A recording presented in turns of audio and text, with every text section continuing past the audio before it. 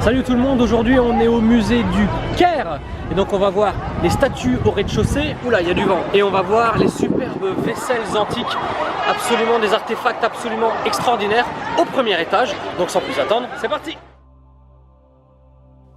Le musée égyptologique du Caire, actuel, car il y en a un nouveau qui va ouvrir courant 2018 qui sera le plus grand musée du monde avec près de 500 000 mètres carrés d'artefacts et de statues. Le musée égyptologique du Caire actuel, qui est situé au centre-ville du Caire, près de la place Tahrir, est un vrai joyau qui recèle des plus belles pièces de collection, sarcophages, momies et artefacts de tout le pays. Il n'y a qu'ici quasiment qu'on peut s'approcher si près, toucher avec les yeux, comme on dit, les plus belles créations de nos ancêtres égyptiens.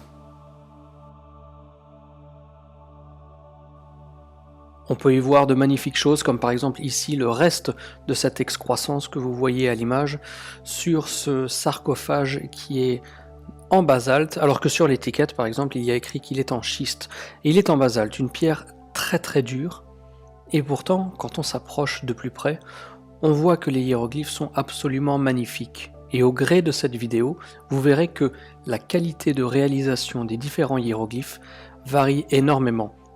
Alors la qualité des hiéroglyphes, effectivement, elle varie car on les a probablement fait faire à différentes périodes. On les a fait faire par des ouvriers qui étaient dotés d'outils et de compétences différentes.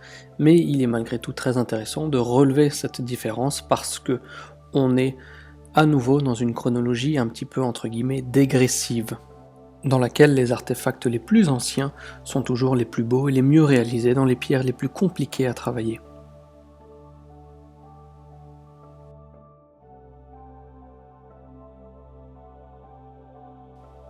Je parlais à l'instant de différentes périodes et c'est vrai qu'au musée du Caire, on voit des statues qui remontent jusqu'à la période ptolémaïque, avec par exemple cette statue de Ptolémée II. Bien évidemment, le musée du Caire, ce ne sont pas que des sarcophages et des statues, ce sont aussi des artefacts absolument exceptionnels, comme par exemple cette chaise royale issue du tombeau de Toutankhamon, chaise en bois, recouverte d'or, sur laquelle on voit une scène qui représente Toutankhamon accompagné de sa femme Ansrenanum.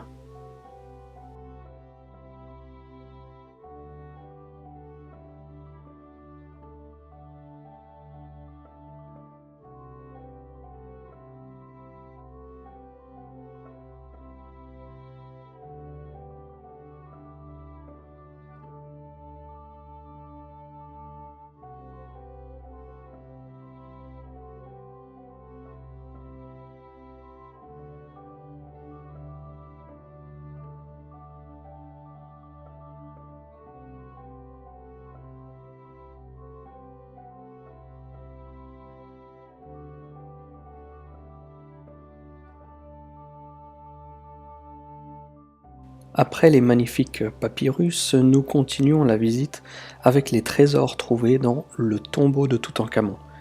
Tout d'abord avec ce vase absolument magnifique en albâtre, puis cette barque cérémoniale dont la destinée était d'emmener la dépouille du défunt pharaon vers son lieu de sépulture, vers l'au-delà.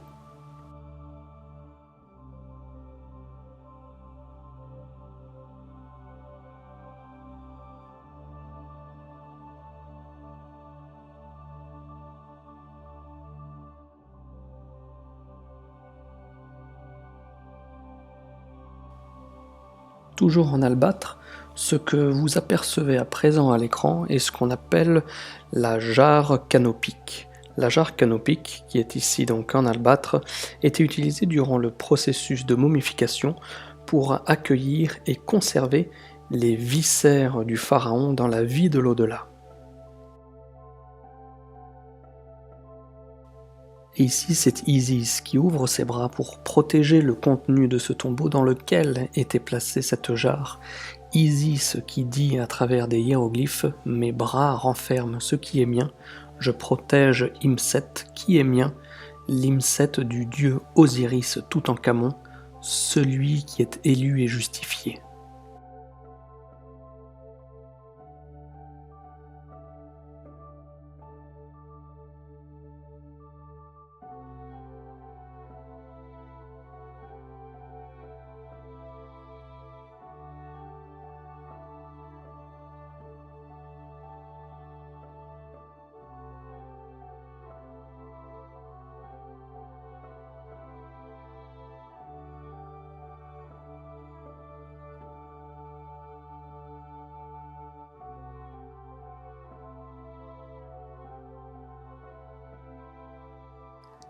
Et maintenant, celui que vous attendez tous avec impatience, le disque de Sabou. Sabou était un prince de la 6e dynastie, aux alentours de moins 2300. Il était le plus haut prêtre de Ptah, et ce qu'on lui attribue, c'est ce que vous voyez ici à l'écran. Alors, les égyptologues classiques disent qu'il s'agit d'un vase.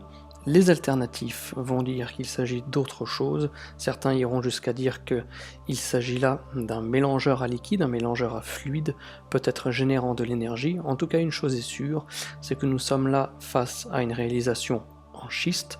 Le schiste est très fragile, très friable, donc il est très compliqué d'expliquer comment les anciens Égyptiens sont parvenus à réaliser cette œuvre qui aujourd'hui est reconstituée, mais vous verrez que les parties qui sont reconstituées aujourd'hui sont visuellement un petit peu aléatoires, un petit peu grossières, alors que celles qui sont d'origine sont absolument parfaites.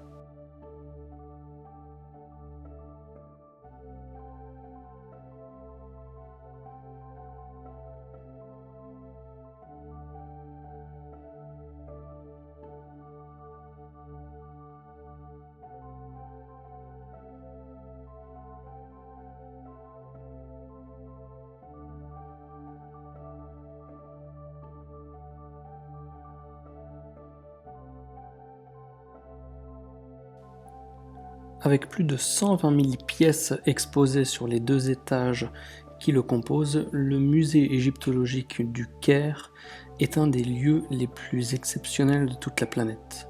Ici, nous sommes redescendus au rez-de-chaussée, ou premier étage, c'est selon, et nous voyons à nouveau certains de ces sarcophages, bien plus humbles et modestes en comparaison à ceux du Sérapéum par exemple, mais qui ont le mérite de présenter une fois de plus ces énigmatiques protubérances.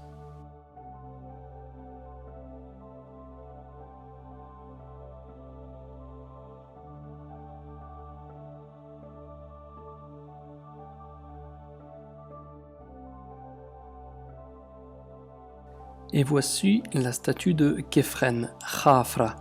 Khéphren, c'est un pharaon de la 4e dynastie qui a régné, dit-on, 26 ans aux alentours de 2570 avant Jésus-Christ, et c'est à lui que l'on attribue la pyramide de Khéphren, la pyramide médiane, celle au sommet de laquelle il y a encore le parement intact.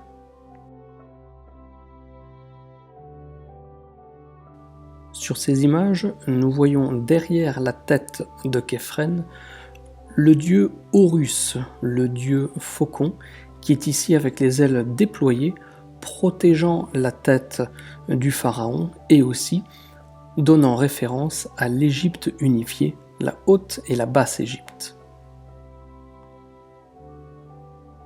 Cette statue est absolument magnifique, c'est une statue monolithique dans une pierre proche de celle de la diorite, qui s'appelle plus précisément l'anorthosite, ou aussi appelée le gneiss, bref, une réalisation absolument fabuleuse.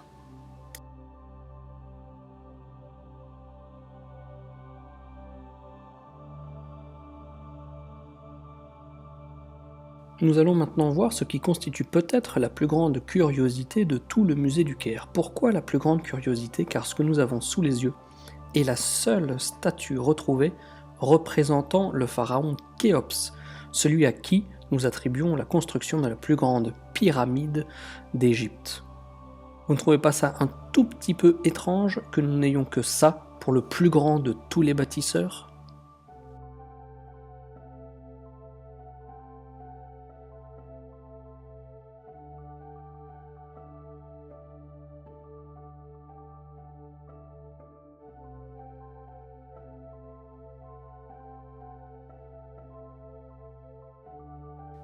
Alors que cette visite du musée du Caire touche malheureusement déjà à sa fin, je peux d'ores et déjà vous donner rendez-vous dans quelques mois lorsque je reviendrai du prochain voyage, duquel je ramènerai un maximum d'images encore plus nombreuses pour vous montrer les autres facettes du musée que l'on n'a pas pu aborder ensemble dans la vidéo d'aujourd'hui.